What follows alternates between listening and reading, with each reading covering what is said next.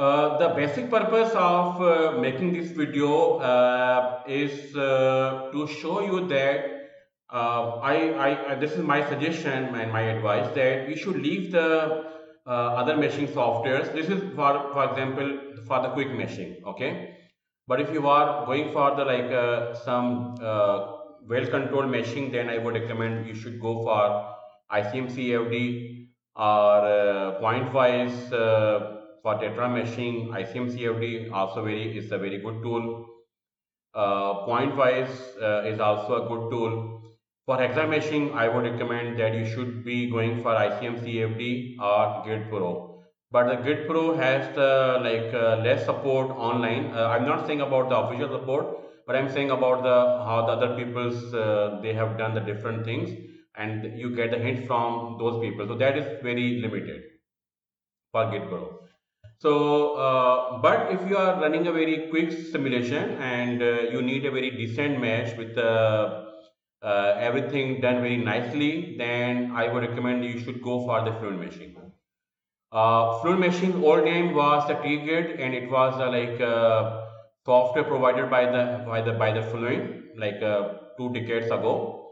And at that time, it has only like a volume meshing capabilities. Surface mesh was required to be as an input, and no geometry input was allowed, only surface mesh. And it has the tools to improve the surface mesh and other things, and then finally create the volume meshing, prism layers, hex core cells, and other things. But the new versions from 2 3 versions back, they started to provide the very nice features here, and they now term them as a fluid meshing, and this is the integrated part of the fluid, and it's the only not available inside the workbench, also outside the workbench, so you can use it very well. For example, here this is my mixing tank case, and it has inclined impeller, so you can see the domain around the impeller is also inclined. And here you can see that I have the prism layers, and they are done very nicely. They call them now the boundary layers in the fluid meshing. In the ANSYS meshing, they call them infiltration layers. In the ICM-CFD, these are called the prism layers. But this is actually the boundary layer mesh with the prism elements. Okay. But in the fluid meshing, that these prisms are not additional triangular prism, but these are actually polyhedra prisms. Means that the more than the 4 sides. So there are 4 sides, then we call them the hexa elements. If there are 5 sides or more, then we call them the poly prisms. And 3 sides triangular prisms are simply prisms. So now the basic point that I am going to address is that, let's say it's very simple to use actually. So you click on the import geometry.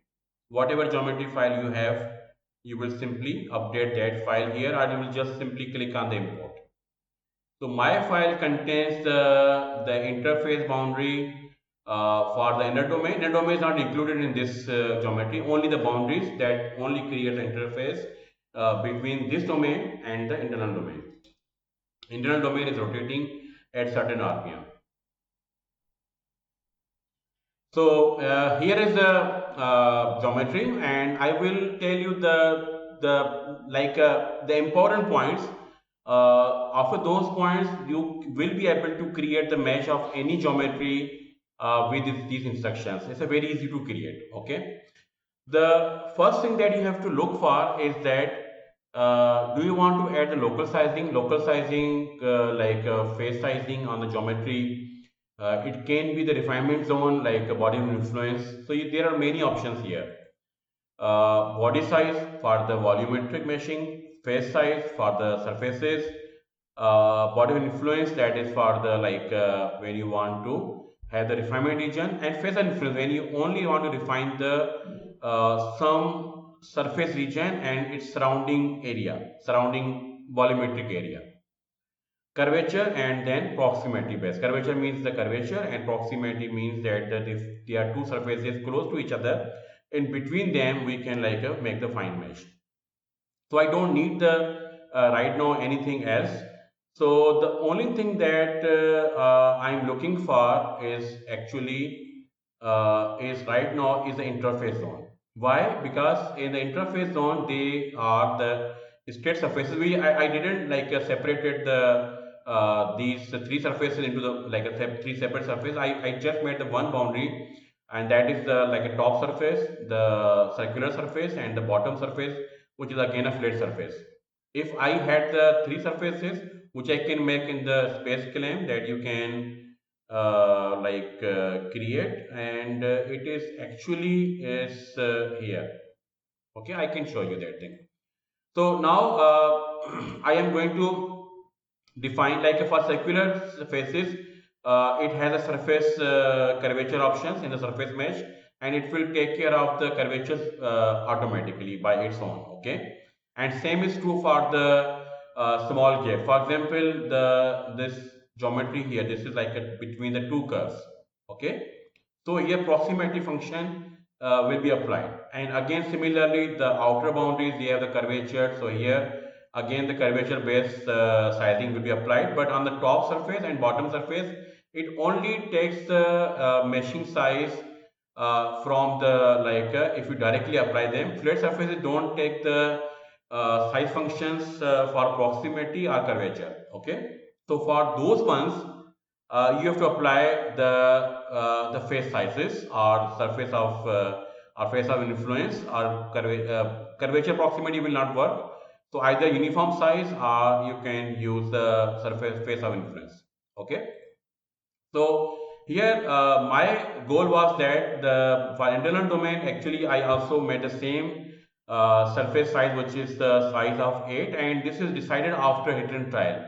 I started with the 1 and 2 size, then the 3, 4, 5, 6, then finally 8. I found that the this will be sufficient size. Okay. Otherwise, if you cannot find it, the rule is that very simple rule I will tell you. For any circular boundary, for example, if I take a look here, the circular boundary has the radius of 275 millimeters. Okay, so 275.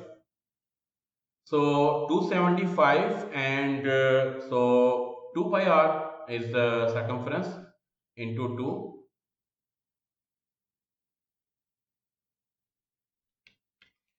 and into pi. So pi is here. So this is equal to how much? This value, if we divide by the like 1,000, this will become the meters. And if we divide now, we want for circular boundary, I usually say at least this is the optimum number I have decided based on my experience. Then you should start with the 40 elements. Okay, so 40 cells or 40 nodes should be there, and this means the size should be around 0.04. Okay, the size should be around 0.04. Okay, now if you take a look on the geometry here, this geometry size is right now 8. This is in the millimeters. Okay, now go back and again decide the size in the millimeters. Okay, so 275 into 2 into 3.14. So if we divide by the 40, the size would be the 43. But the 43 size would be very small, actually, very large. So if I divide by the 4, it becomes a 10. So my experience says that the around looking at the cell sizes you can see from these boxes. So my idea is that it should be like at least like a 8 size here. Okay. So update. Now the maximum size depend again outside geometry. So I think the 47 size would be okay. Okay, 47 size would be okay here. So the radius is 275, correct. But the outside boundary, the size, default size of 47 seems like a good size. Okay. But definitely on the top side and bottom side, this size only applied. And on the surfaces with the curvature size will be applied, which is here.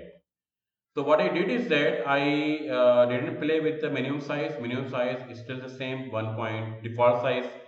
But this size will only be applied on the like these small faces here and on the curvature. So, but depending on the curvature, if it's a very small, like a tight curvature, then it will reduce to the very smallest size. If the curvature is not very like sharp, then the size will be somehow bigger size. So, how much bigger? We don't know. It is internal working of the software, but it will not be the 1.8. This is for sure. So what happens here? What happens here is that I put the size in the gap as a 3, number of cells as a 3. So based on this size that we are going to get here will be approximately maybe 8 cells. Okay. But because we limited to the 3 cells here, so the cell size will not be reduced to this size of the 1.855469. You can make it like a maybe 2. Okay, so this size will not be reduced to this small size. So only 3 elements will be created here. Maximum size will be this.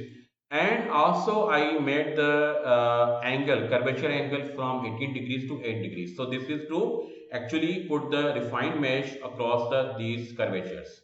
Okay. So as you like put the low angle, it will have the more refinement, it will capture the more curvature. And if this is a large angle, then it will have the less elements. Okay. So you have to play with these parameters. Sometimes the default value of 18 is okay, but sometimes maybe you need to reduce them. And sometimes maybe I don't know. I have not encountered those cases where I need to increase the curvature angle, but maybe some cases where you need to control the sizes of the those sharp corners to the large elements. Maybe you need to increase the angle. Okay. So this is all about the sizing here, and this is the simplicity of the meshing here. It will take care of every corner, every small gap, every curvature, every surface size automatically now. You don't need to worry about anything at all. This is the beauty of the fluid meshing. So simply click on generate surface mesh. So you can see that the mesh has been computed and the maximum skewness is only zero point 0.5, which is very high quality for surface mesh. The zero point 0.7 is like I would say is the upper limit, and above that you should not be getting elements above the zero point 0.7. The zero point 0.5 for this much component geometry is very good. Okay, now take a look on the meshing here. You can see that the mesh on the interface is done uniformly. Okay, mesh on the shaft is done because of the curvature size function that is embedded in the surface mesh automatically. So it takes care for the curvature plus, which is here, and the proximity, which is here. Okay. So the angle is doing its function, and you can see the fine mesh on the surface. Elements are not to the maximum value, and similarly you can see the elements on the top and bottom, but the mesh close to these small gaps. This is right now, this is based on the edges. So between the two edges you can see we have the 3 elements, not more than that, not less than that. Okay. So overall the mesh quality is okay, and if I hide the one surface, if you can select, you can hide it from here. Now you can see, and similarly we can hide the interface. So you can see everything from now inside. Okay. The next thing is that we have to describe the geometry. To describe geometry is to tell that the geometry has how many fluid zones, dead zones, solid zones. Solid zone, you know, where we have only heat transfer. Okay. So fluid zone where we have the fluid moving with without the heat, and dead zones which we don't want to include for any calculation. Okay. So geometry consists of only fluid regions and no voids. Voids and the dead zones are the same thing. Okay. First option is geometry consists of only solid regions. Don't select that one because we have no solid region. We have the only fluid regions. This is the what option I'm selecting here. Geometry has both fluid and solid regions and or voids. No, this is not a true. Change all fluid boundary types from wall to internal. No. Shared topology is a single geometry, so no shared topology, no multi-zone, and describe geometry. So these are the boundary conditions that I am putting here. The interface will be interface, and the top boundary that I also will be putting as an interface. Okay. So you can see the surface mesh, and okay, now here I define this one as an interface because this is how I model the mixing tanks. So update boundary. The second reason is that I want to add the boundary layer only on the walls and I don't want to add on the top because no fluid sharing will happen on the top boundary. It only happen on the side boundaries, baffles and on the bottom side. Okay. So I want to update the region. So there's only one fluid region, that is the main region. Okay. Click on update. So what I did is that I added the 7 layers. 7 layers I think are okay. So update, and finally I created the volume meshing with the help of polyhex core, or you can like choose tetrahedral, is your choice. So I go with the polyhex core and click on generate.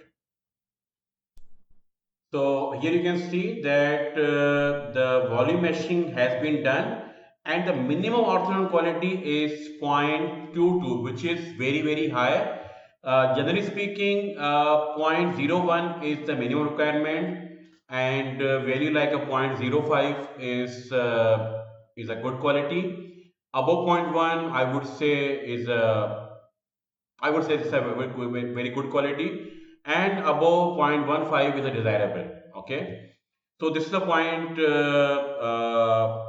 215, which is very good quality actually, and the number of cells are equal to the how much, around zero point 0.8 million. Okay, now take a look on the prism layers. You can see it is done on the bottom, but because the bottom has like large triangles on the bottom, that's why the prism like following the aspect ratio. It depends on the like a base triangle. On the base triangle, the height of the prism will be decided.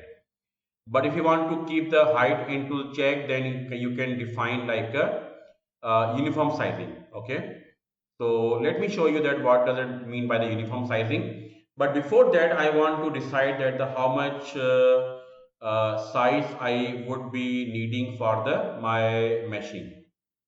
So I think that if I take a look on the this geometry, okay. So I think that the total bond thickness of this much will be sufficient. 12 millimeter. Okay. So if I divide the 12 millimeter by the like 7 elements, so my first element size would be the point 1.7. So divide that one by the 10. So I think that I should go with the point 0.1. Okay. So first cell height of the point 0.1. So I'm going to change it as a uniform. Okay. Number of layers, first cell height, let's say what I said you, point. So the point one, okay, I will not go right now with, okay, let's keep it point one. Okay, let's see what happens. Okay, update and then click on the generate mesh.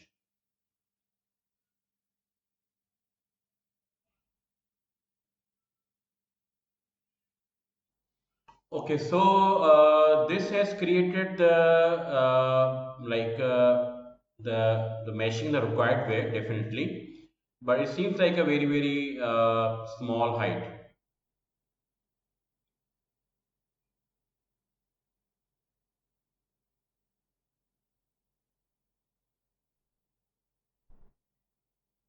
Quality is also reduced point 0.07. Okay, so let's go and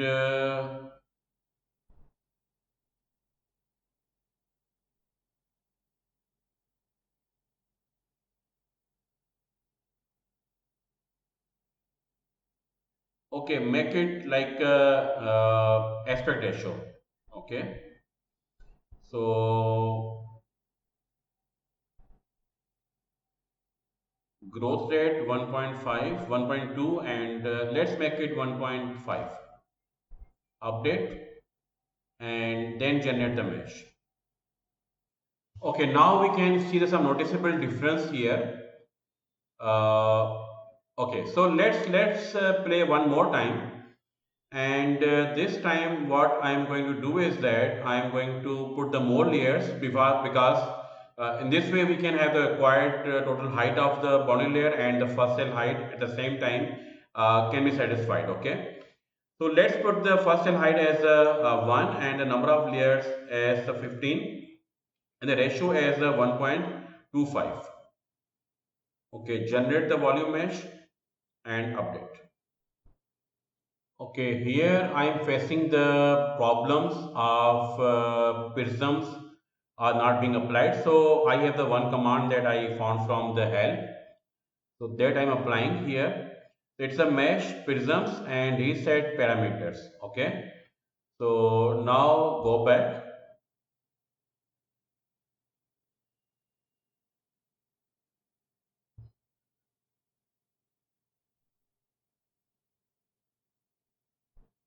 Let's make it like a point 0.3. Okay, or maybe point 0.4 and update and then try to generate the volume meshing. Okay.